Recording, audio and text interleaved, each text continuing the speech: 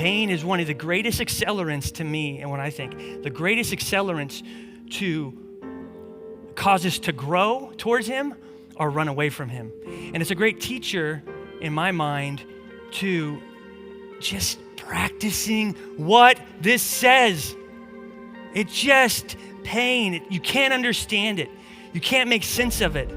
But it is the accelerant and the teacher to putting the Word of God into practice and trust into practice.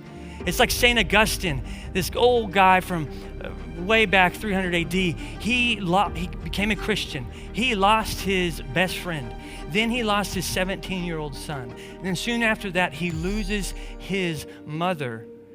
And he's broken. He has doubts. He has things. But he says this. He says, in my deepest wound, I saw your glory, and it dazzled me.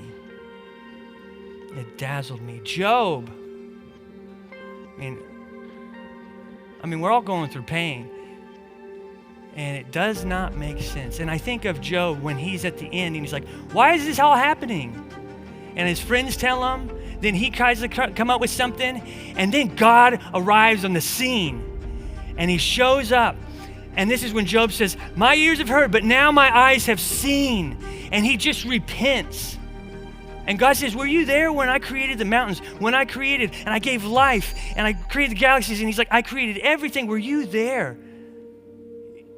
He doesn't give an answer. He just shows them, look who I am. And that was enough for Job to not need an answer.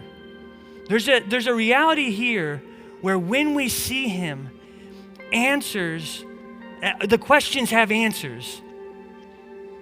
And it doesn't make sense, but when we see him, we just know he's enough.